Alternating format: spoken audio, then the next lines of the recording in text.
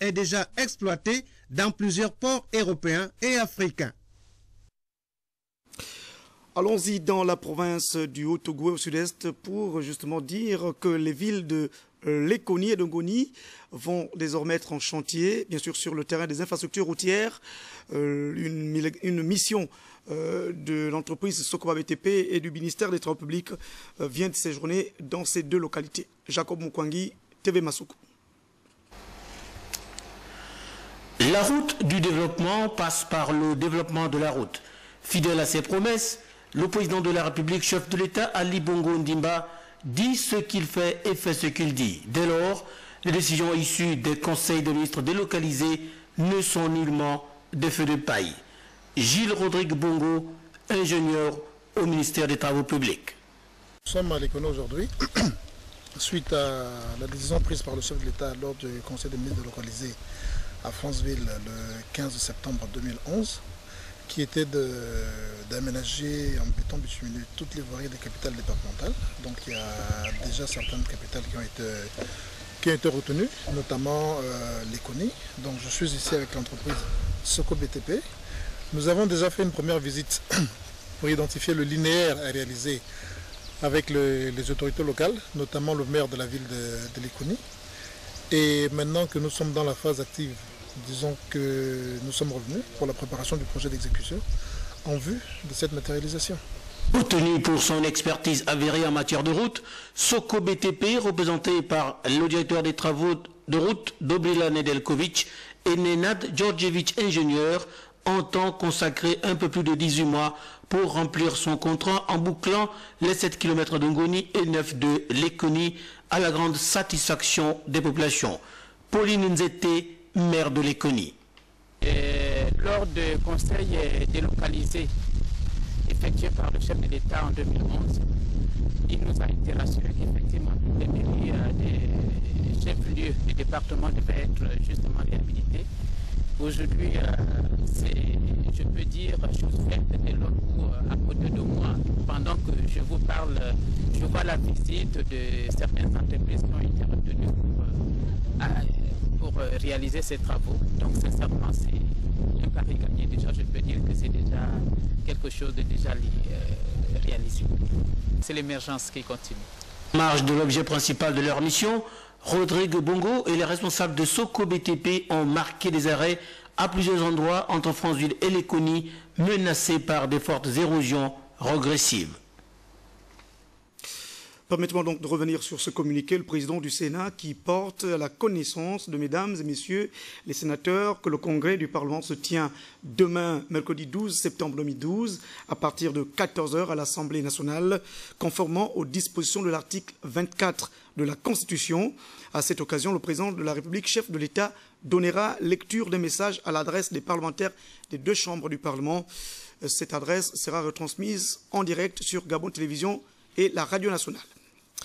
Je le disais en titre, donc, les rideaux sont tombés sur le séminaire de formation multidimensionnelle organisé par le ministère de l'Éducation nationale dans le but justement de redynamiser le système éducatif. Et c'était donc dans la province du Haut-Ogooué, il y avait du monde, mais aussi des résultats rassurants. Je vous propose ce reportage. Les séminaires de formation multidimensionnelle et d'échange, initiative du ministère de l'Éducation nationale à l'endroit de l'ensemble du corps enseignant du monde éducatif gabonais et plus particulièrement celui de la province du Haut-Ogooué viennent de s'achever sur une note satisfaisante.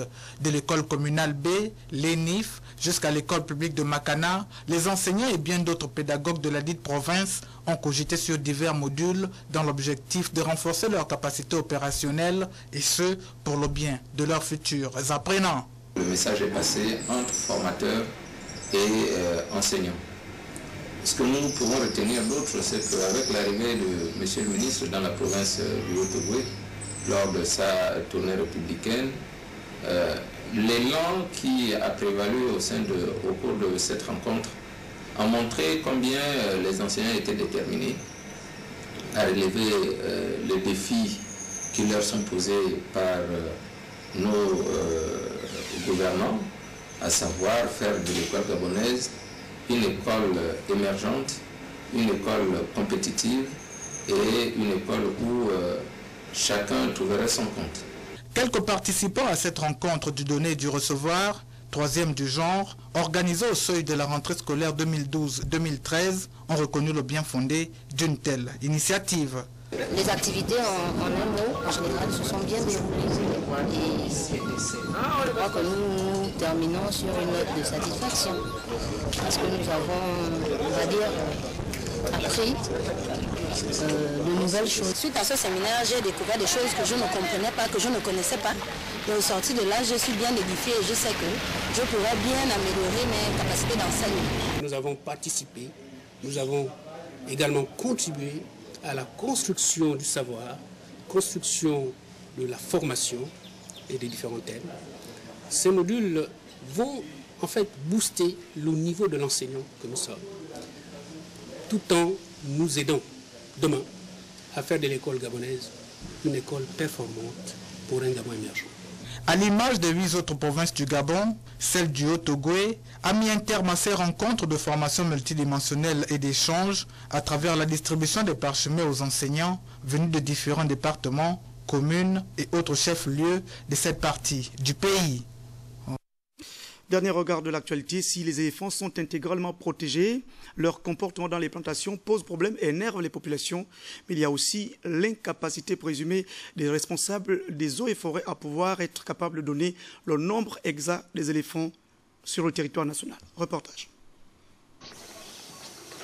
Comme pour les centaines de villages dans les 9 provinces du Gabon, les populations des regroupements Nyanga, Badi ou encore Monigou dans le canton nord auraient voulu profiter du bref séjour du chef de l'État Ali Bongo Ondimba dans le département de la Dola pour lui dire qu'elles sont ébranlées par la dévastation de leurs plantations par des éléphants. Les éléphants, honnêtement, ils sont en train de dévaster les plantations et nous sommes trop embêtés par ce genre de bêtes et sur quoi il y a le problème des eaux et forêts qui nous empêchent de les chasser. Jusqu'en 1985, ces villages du canton de la Nord produisaient environ 20 tonnes de taro par trimestre du fait de la richesse du sol. Devenue subsidiaire, la culture de la banane est à son tour prise d'assaut par des éléphants de plus en plus nombreux et dévastateurs. Les populations en appellent aux plus hautes autorités. On demande un peu au gouvernement de nous donner les moyens de les chasser parce qu'on ne sait plus comment les populations vont faire pour vivre s'ils dévastent toutes les plantations. Ces populations s'engagent à ne jamais chasser le moindre éléphant sans une autorisation légale de battu. Toutefois, elles se disent agacées par l'incapacité des autorités et des eaux et forêts qui en assurent la protection, à ne pas pouvoir savoir combien il y a d'éléphants dans cette partie du territoire. C'est normal, ces agents des eaux et forêts ne rentrent même pas en brousse pour les compter, a ironisé un notable. C'est la fin de cette édition d'information envoyée chez vous par Nestor et comme toute l'équipe de la régie. Les caméras ont été faites par Yvette Okosa et Christine Maïnda. C'était le journal de Jean-Augustin Zengui de Pélagie Mbouyovono. Merci de l'avoir suivi. Juste derrière le générique, vous avez donc dans les prochaines minutes le magazine consacré au séjour du président de la République dans les provinces du Moyen-Ogooué et de Langounié. Merci, bonsoir, à demain.